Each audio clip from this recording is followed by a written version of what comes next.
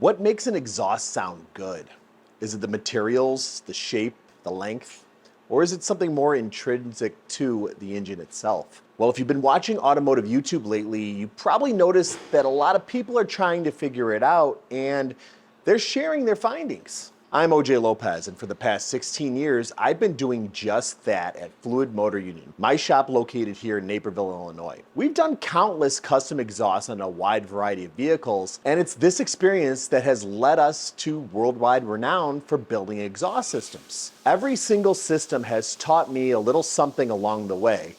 And although I haven't been making videos documenting it until recently, I feel qualified enough to know that what I share with you will help you get an exhaust that not only performs, but also sounds amazing.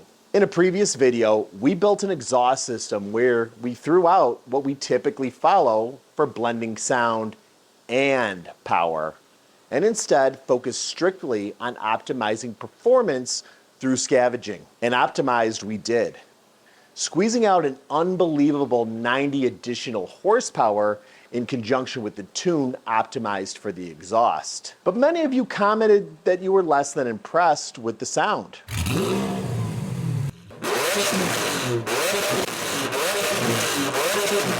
Some even going as far to comment that the gains weren't worth it. This surprised me to say the least. In my many years of being in the aftermarket automotive world, people are seemingly only interested in what numbers mods put down. Honestly, this was a nice surprise, but truth be told, I knew that this system was going to benefit scavenging and that there would be power gains, but the system was built so differently that I had no idea how it might end up sounding. It was brutally loud, off the scales, damaging mics loud. We had to buy new equipment just to try to capture it, and honestly, the video still doesn't do it justice on how visceral this thing sounds. But like many of you pointed out, it didn't have that high-end wail that another system on the market had. And even though it made an impressive amount of power, many of you called it an outright fail. Ouch. No one likes when people take shots at their creation, but criticism isn't what got to me. It was knowing that if we started from our typical blend power and sound mantra, this thing would have sounded every bit up to y'all's expectations. Honestly, it's really formulaic for us at this point. All we'd have to do is a stepped section into an X. Hold up, why don't we show you on the same car, no less, for the sake of keeping the variables the same. Let's call it a Redu-X.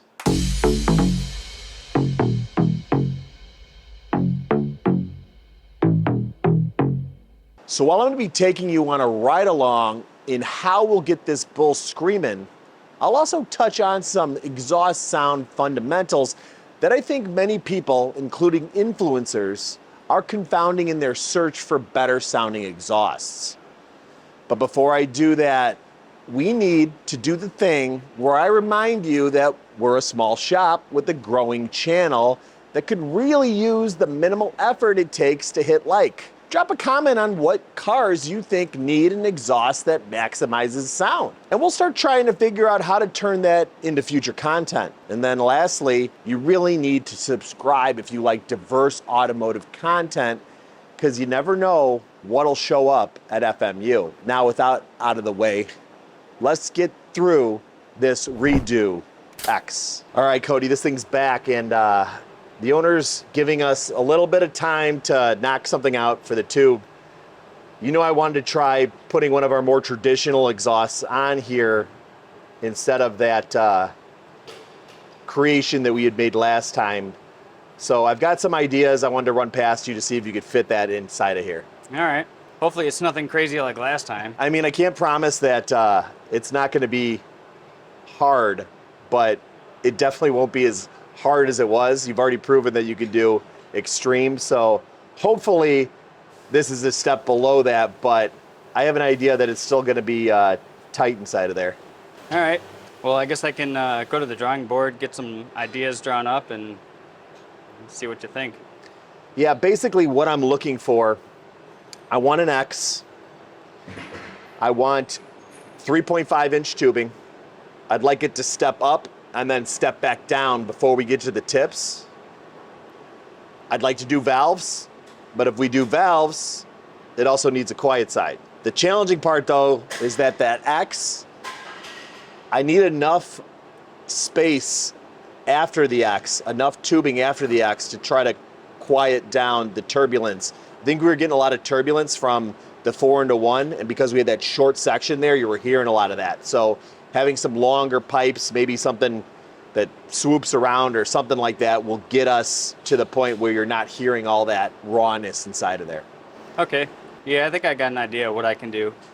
It'll be kind of challenging to kind of fit 3.5-inch tubing in there, but An X pipe, valves, and a quiet side. Yeah. So, but I still think it's a little less challenging than what we had before. Am I wrong on that? no, that was pretty wild right there. So I know you can do it. You did it before. Let's see what you come up with, all right? All right. Now, while he works on that, let's touch on why these components are crucial. The X pipe blends the bank's exhaust pulses, creating a smoother and more refined sound, as long as we keep some piping between the X and the outlet location.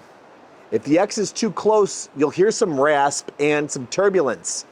This would probably explain why the 180-degree squared system sounded so raw. All that action was happening so close to the outlet, it just sounded turbulent. The other key will be using stepped tubing, which not only allows us to control the flow and speed of the exhaust gases, but also splits and multiplies the pulses, which can enhance certain frequencies and quiet others. All right, Cody, what do we got?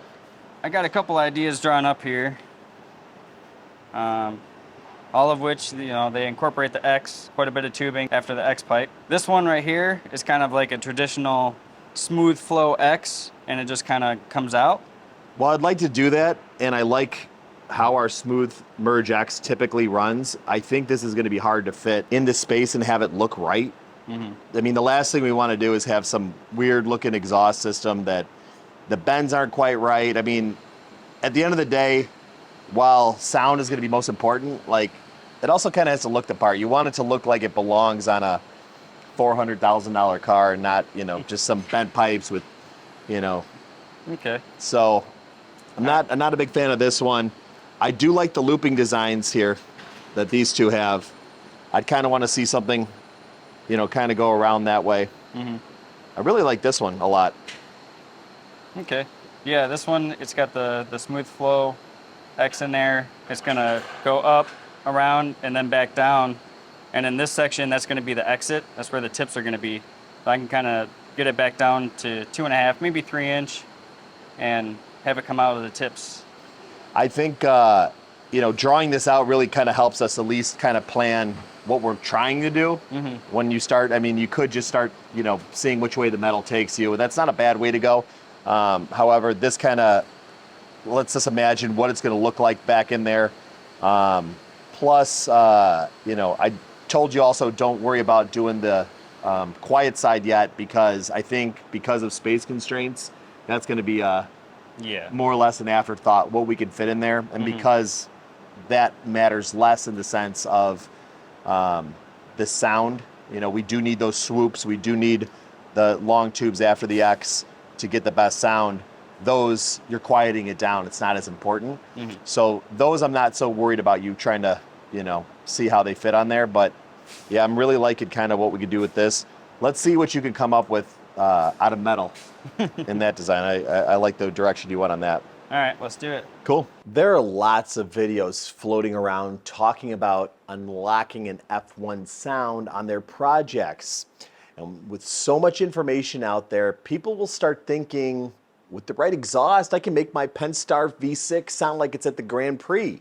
And ever since we dropped our megaphone video where I talked about using an expansion chamber to achieve a more exotic tone with some trial and error, people are asking us about the specifics to slapping on an F1 sound to their ride. Well, I'm about to burst your bubble. While expansion chambers and stepped sections will split pressure waves and add a more high-pitched note, the biggest contributing factors to exhaust sound are the intake and exhaust ports in relation to the camshaft and how they in turn relate to engine RPM. The engine's design is where it all begins and ultimately ends. You can't make a Prius sound like a Judd V8, no matter how much you tweak the exhaust. It's what you start with that sets the foundation, period. These ports dictate how the gases flow in and out of the engine, and the camshaft controls the said timing. Together, they create the engine's unique sound signature. Sure, going to a different firing order can change the sound of an engine, but not completely. And just like I said, that would be dictated by the camshaft. Well, what about flat plane engines? Those things scream. It's because of their manifold scavenging, right? Well, they absolutely do sound different, but try locking them out to 6,500 max and how close do they get to that desired sound? Flat plane V8s can take advantage of their smaller counterweights to allow them to be spun up higher in the RPM range. And the higher you spin something, the more it sounds like an F1 car, because those things spin high too. I bet that even a truckish Viper would sound F1-ish if you revved it past 10K. Your engine cylinder head is essentially the mouthpiece or a reed of an instrument. Firing orders, the vibration, displacement is the size of the instrument. Think like a flute to a bassoon. Bigger motors are going to be deeper, and that means the exhaust itself is essentially the body and keys of a flute or the slide on a horn. It's not creating the sound, but rather refining it. While this analogy isn't perfect, it's close enough to get the point across. Your pushrod V6 won't sound like a dual overhead camshaft flat plane V8, no matter what exhaust you put on it. But fear not, we've discovered you can, however, get your engine to sound better or worse, depending on exhaust choices. I won't go over that because I already made a video introduction into the best practices with 7 things your exhaust needs. And I'll be sure to drop that link in the description. But the point we want you to understand is that this Lambo has the capacity to sound amazing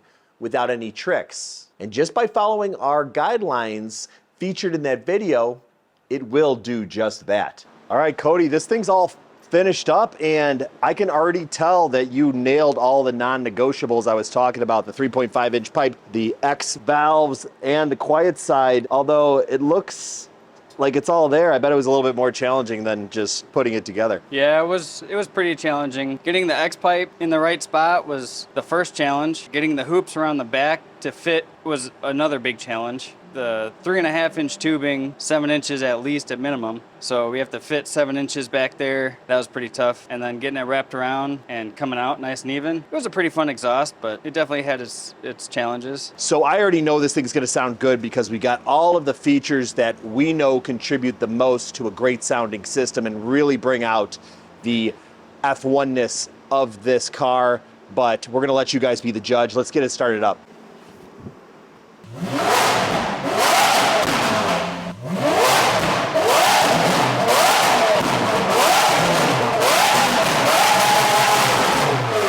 Sounds good. All right, so we're just getting some under trays and the bumper back on.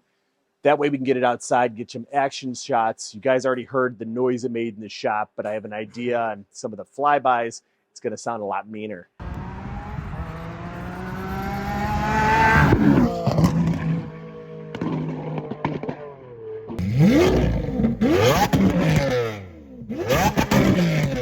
At the end of the day, it's the engine design that determines how good it can sound. Good exhaust building can coax out the best attributes while quieting down the bad ones. So remember, while you can't make a Prius sound like a Judd V8, with the right design, you can make any engine sound its best. Thanks for watching, and if you enjoyed this, remember, hit that like button, subscribe, and let us know in the comments what you want to see next.